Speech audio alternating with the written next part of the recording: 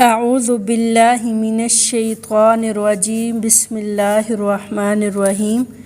آج کا سبق سورۃ البقرہ آیت نمبر 26 سے 29 تک کی 4 آیات ہیں، اور آج ہمارا ٹاپک ہے گرامر کا۔ گرامر وہ چیز ہے کہ جس سے ہمیں قرآن پاک کے لفظوں کو اور زیادہ گہرائی سے کھولنے اور ان الفاظ کہ یہ بنے کیسے اور ان کے اوپر اعراب کیسے لگے اور ان الفاظ کے بنانے کی وجہ کیا ہے، مطلب گرامر کے ذریعے ہم اللہ تعالیٰ کے لفظوں کی پہچان آسانی سے کر لیتے ہیں۔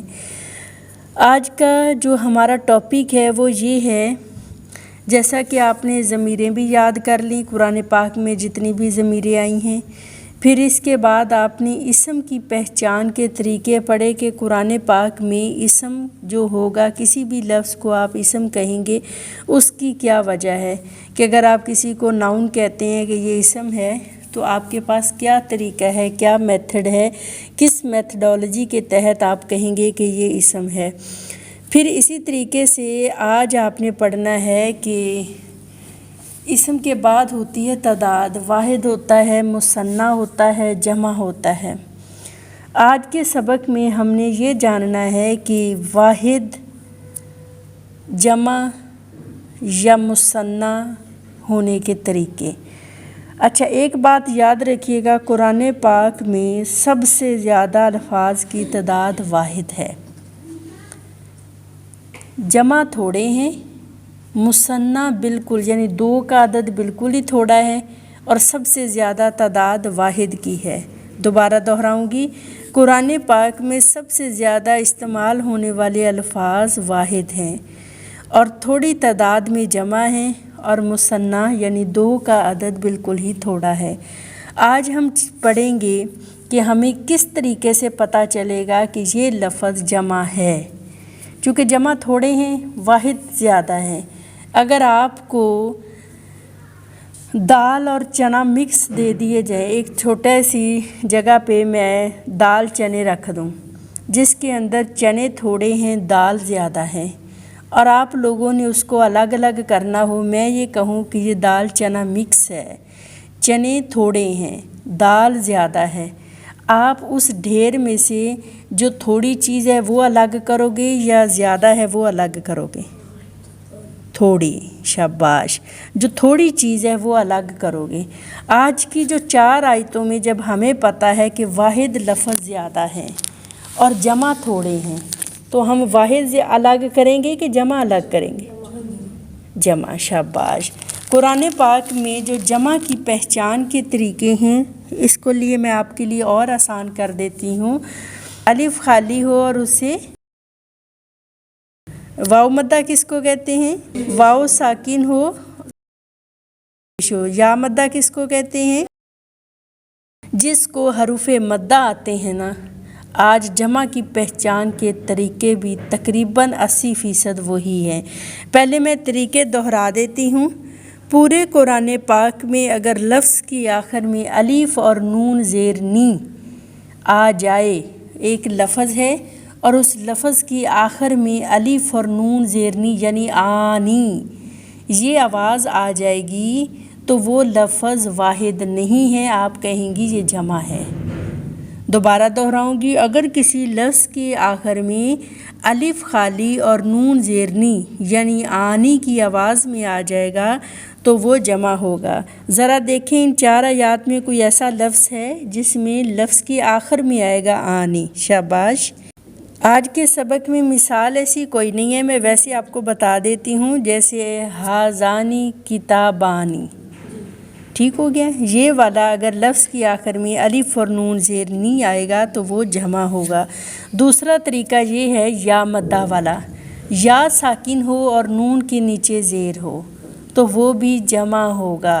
لفظ کے آخر میں یا ساکن اور نون کے نیچے زیر ہوگا تو وہ بھی یا جو ہے جمع ہوگا۔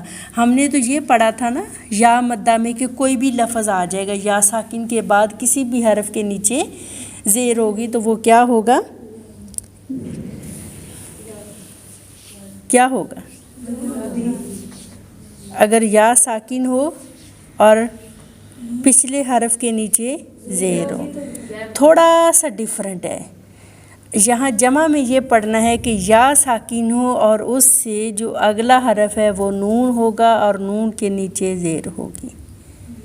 ٹھیک ہو گیا؟ دوبارہ دہرائیں. دوسرا طریقہ جمع کی پہچان کا یہ ہے کہ یا ساکن ہو اور نون کے نیچے زیر ہو تو ایسا لفظ بھی جمع ہوگا. ذرا مثال ڈھونڈے شاباش. اس کی مثال میں خود سے بول دیتی ہوں. جیسے لفظ ہے مسلمینی، مسلمینی، کتابینی، اس طرح سے کوئی سی بھی مثالیں بنا لیتے ہیں. یہ جو پہلی دو مثالیں ہیں آج کے سبق میں، جو پہلے دو طریقے ہیں اس کی مثال نہیں ہے. طریقہ نمبر 3 پڑھیں گے کہ ایسا لفظ یعنی کہ واو ساکن ہو اور اس سے اگلا لفظ نون ہو اور نون کے اوپر زبر ہو. دوبارہ سنیے. ایسا لفظ جس میں واو ساکن ہو اور نون کے اوپر زبر ہو تو وہ بھی جمع ہی ہوگا. اس کی مثالیں آج کے لیسن میں ضرور مل جائیں گی. ذرا دیکھ لیتے ہیں. ٹھیک ہے. فَيَعْلَمُونَ، اس کو آپ انڈر لائن کر لیں، یہ جمع ہے. اسی طرح سے آگے دیکھ لیں، اگلی لائن میں آ رہا ہے فَيَقُولُونَ، ٹھیک ہے، یہ بھی جمع ہے. شاباش. يَنْقُضُونَ، ٹھیک ہے، شاباش، یہ بھی. وَيُفْسِدُونَ، خَاسِرُونَ بھی آئے گا، خاسرون آ جائے گا. تکفرون اور ترجعون، شاباش. چلے، اتنے سارے لفظ آپ کو مل گئے اور اس کو بولیں گی کہ واو ساکین اور اگلا حرف نون، پھر نون کے اوپر زبر ہو تو آپ بولیں گی کہ یہ کیا ہے؟ یہ جمع ہے. چوتھا طریقہ پڑھتے ہیں. چوتھا طریقہ یہ ہے کہ یا ساکن ہو اور نون کے اوپر زبر ہو. پہلے ہم نے زیر پڑھی تھی نا، اب ہم نے زبر پڑھنی ہے. یا ساکن ہو اور نون کے اوپر زبر ہو تو ایسا لفظ بھی جمع ہی ہوگا. دیکھیں ذرا مثال ہے. یا ویری گڈ، شاباش. یا ساکن اور نون کے اوپر زبر، جیسے الذین، فَأَمَّا الَّذِينَ، 2 دفعہ آگے. تو یہ الذین اگرچہ ضمیر ہے لیکن آپ کہیں گی یہ واحد ہے، جمع ہے، جمع ہے. شاباش. اور دیکھ لیں الذین.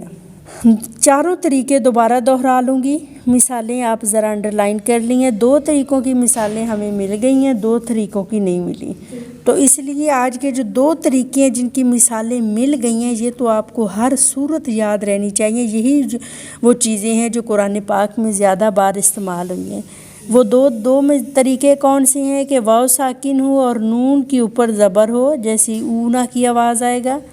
پھر یا ساکن ہو اور نون کے اوپر زبر ہو، آواز اینا کی آئے گا. پھر یا ساکن ہو، نون کے نیچے زیر ہو، آواز اینی کی آئے گا. اور سب سے پہلا طریقہ کیا ہے؟ الف خالی ہو اور نون کے اوپر زبر ہو، یعنی آنا کی آواز میں آئے گا تو وہ جمع ہی ہوگا. آج کا لیسن بس یہی ہے. آج ہماری 3rd کلاس ہے گرامر کی، جس میں ہم نے ورڈ کو قرآن پاک کے الفاظ کی وضاحت کے بعد یہ کرنا ہوتا ہے کہ گرامر کے انداز میں اس کو دیکھنا ہے کہ یہ کون کون سے الفاظ ہیں. ٹھیک ہو گیا؟ جزاک اللہ خیر. السلام علیکم ورحمۃ اللہ وبرکاتہ.